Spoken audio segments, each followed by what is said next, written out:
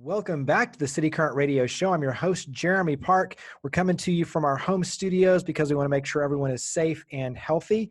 And we're honored to be joined by our next guest, who's a good friend of ours. He's a City Current partner, and he's doing something really special when it comes to being able to use his resources and what they're gifted at to be able to give back and make a difference. So we have Chris McNally. He's the owner and CEO of Memphis Reprographics.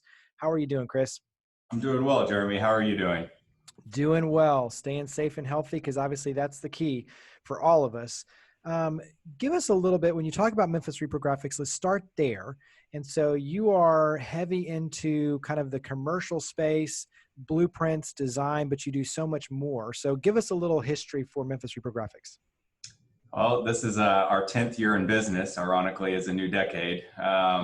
We started in 2010. The idea was to create a new process for architects, engineers, and general contractors as it pertains to document management and distribution. You mentioned the word blueprints.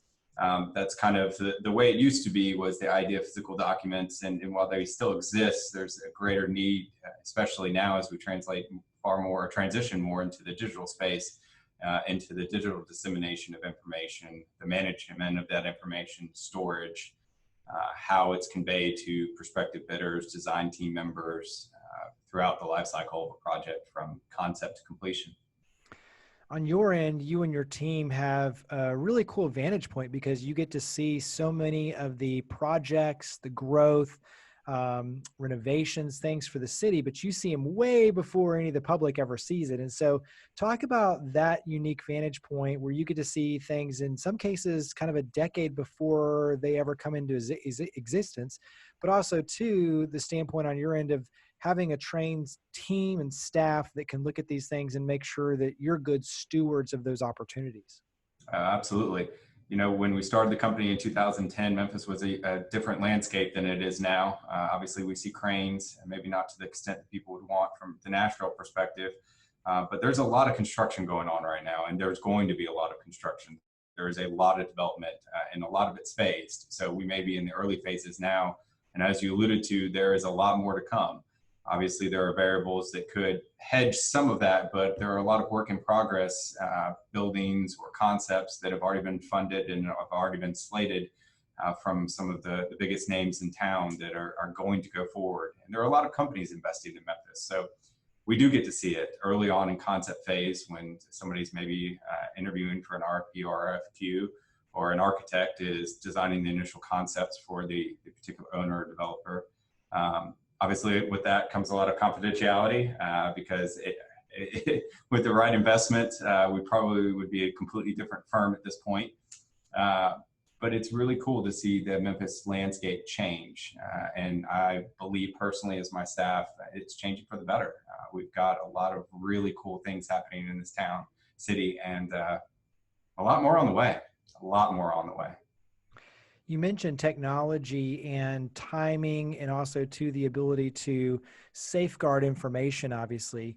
Share a little bit about how technology is really creating new opportunities for everything you do, not just locally, but really nationally and even internationally.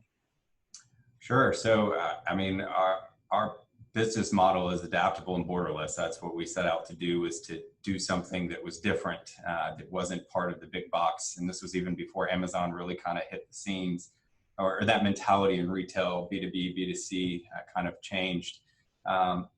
Digital provides that. We started cloud-based very early on. We were one of the earlier adopters of moving things into a cloud-based system versus a physical server.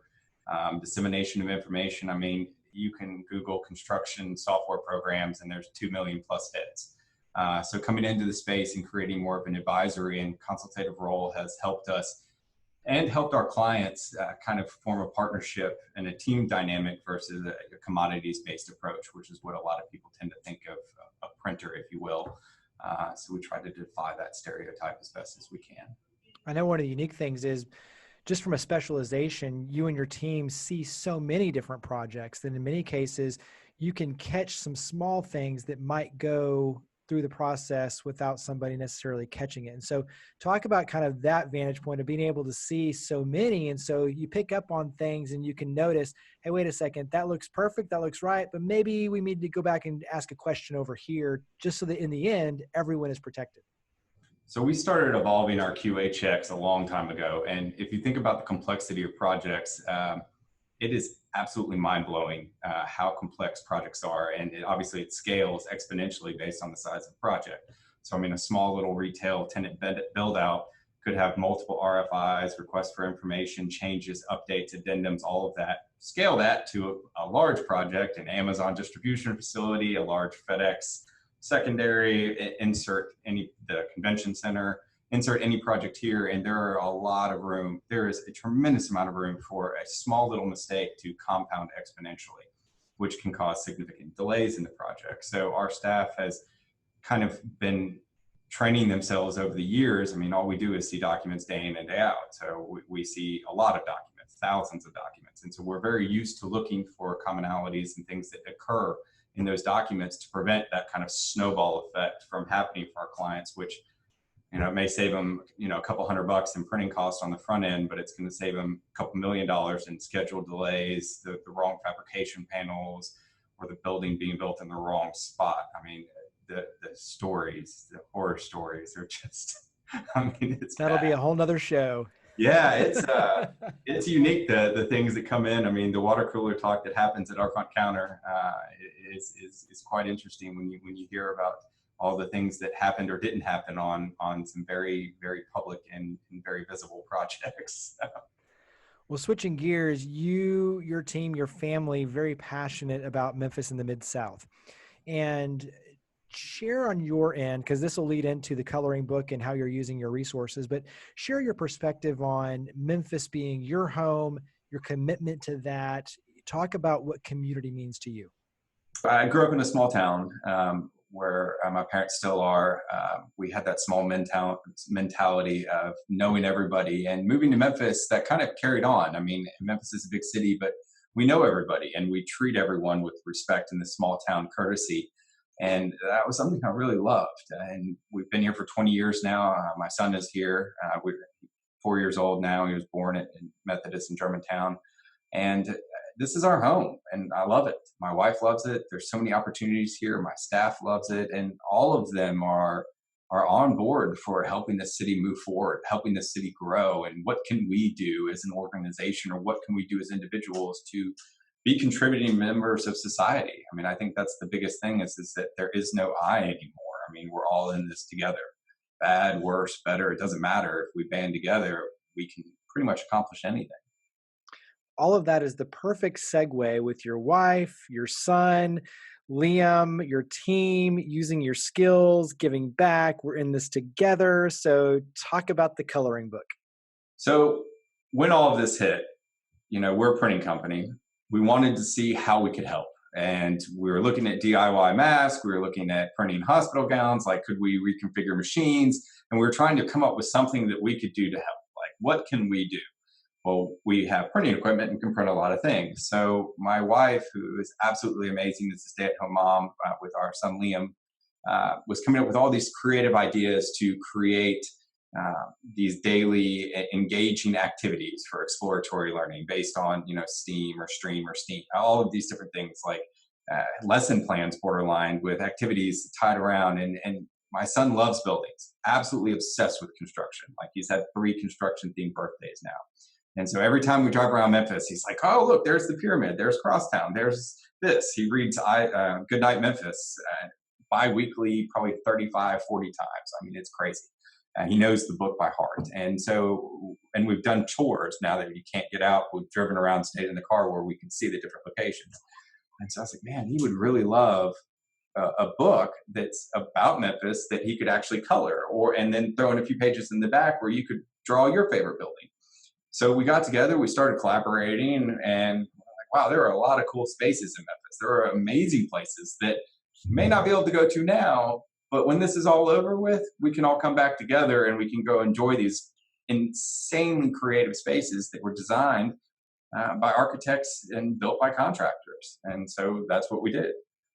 And I think what's cool is, to your point, you're giving the kids a creative outlet when we need one, for the parents to be able to give their children something fun to do that's about Memphis, celebrating Memphis. But once everything normalizes, that becomes the guidebook to go out and do all these adventures together. So in a neat way, it serves both purposes.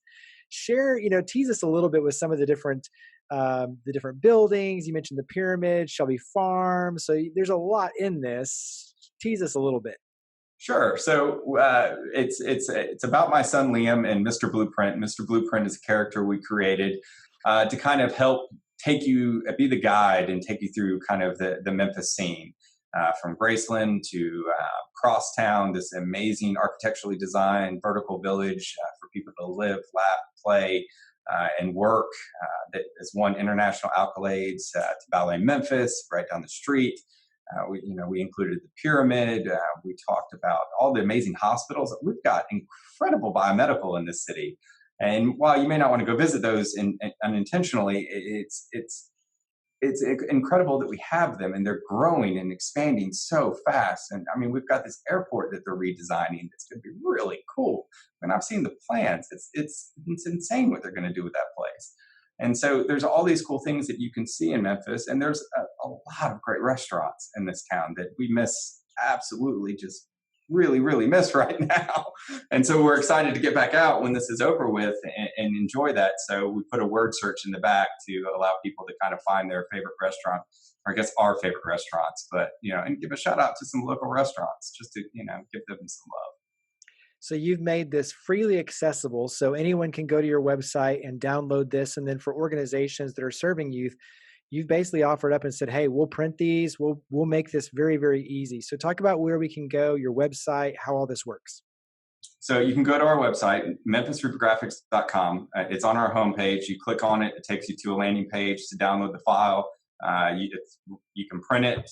You can work on it digitally on an iPad, whatever you want to do. It's up to you. If you want a bunch of copies, we'll print them for free. We're not here to profit off of this. We want to help and give back to the community in whatever way we can. So we've talked to a few hospitals and some youth organizations about doing bulk prints of these to give out so that they can give them out. And if anybody wants to donate crayons to go with them or anything else, we'd be happy to work with any organization. Or people have different ideas, we're happy to collaborate as well on a future one or a new one. And then last thing is, what would your encouragement be to other business owners and entrepreneurs, kind of like you said, looking at what you can do to be able to make a difference because we're in this together? What would your words of encouragement be? So I started this company in 2010, right after the financial crisis of 2008, 2009. And I think the advice that's always stuck with me is that we'll get through this. I mean, we will. Together as a society, if we band together, if we come together, we will get through it. We'll have to adapt. There will be a new normal. Things won't go back to the way that they used to be, but that's not always necessarily a bad thing. We can fix things. We can do things differently. We can be better prepared going forward. So I think in times when you feel like it's bleak, it's not. There's hope. There's ways to put a foot forward and keep pushing. Don't give up. Don't lay down. Stand up, fight, and push. Find creative ways to do something differently. I mean, I've seen restaurants that are closed, taking all the food that they have and making it for our first responders and nurses that are being overworked right now at hospitals and delivering to them. Two guys in a truck, the two bartenders in the truck, driving around and spreading mulch or doing whatever you want. I mean, we will overcome. We will rise up. I mean, that is what we do as a city, and we can get through this. Lean on people, look for help, look for coaches, look for people that you can talk to. It may seem isolating, but it's not. You're not alone. There are a lot of people that will stand next to you, maybe 6 feet apart for the moment, but will stand next to you and will help you. I mean, without question. Very well said. Well, Chris, thank you for all you do. You and your team, greatly appreciate it. Thank you for coming on the show. Thank you, Jeremy.